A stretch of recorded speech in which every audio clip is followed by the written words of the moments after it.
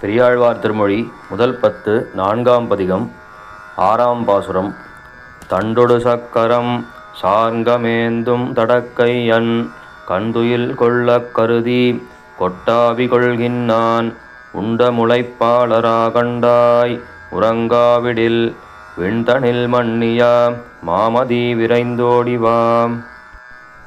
பாசுர விளக்கம்.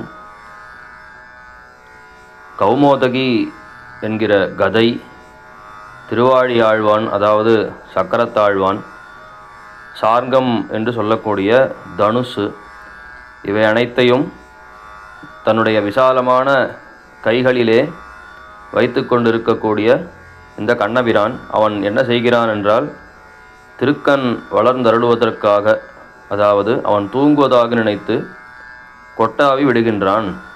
அப்படி அவன் தூங்காமல் போனால் அவன் அமுது செய்த, அதாவது அவன் சாப்பிட்ட முளைப்பாலானது அவனுக்கு ஜரிக்க மாட்டாது.